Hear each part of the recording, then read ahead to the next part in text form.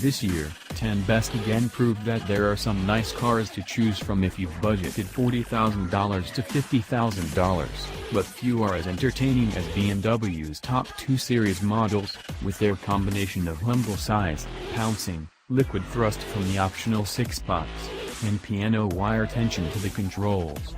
You can see why we picked the M235i last year, but the world keeps turning. The 2 Series lineup gets new monikers. The 230i replaces the 228i as the base 4-cylinder, the M235i becomes the M240i, and now there's the juiced M2, basically an M240i with flares, chairs, tires, brakes, and a suspension tune, plus another 30 horsepower, though it can only match the M240i's torque with a time-limited overboost function. The M240i has a sporting suspension, but it won't liberate any loose dentistry. The rigid M2 will, this extremist shaking our fillings over the rougher sections as the steering sniffed feverishly for apexes.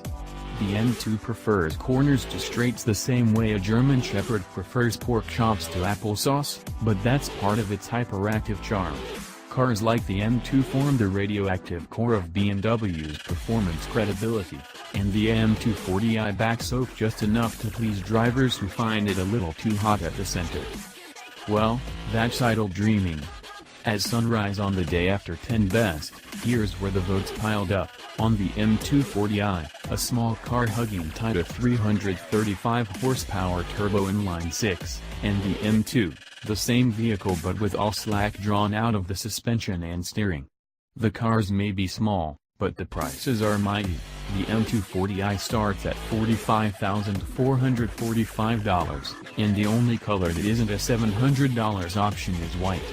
The M2 begins at $52,695, again, white only if you don't want to pay extra.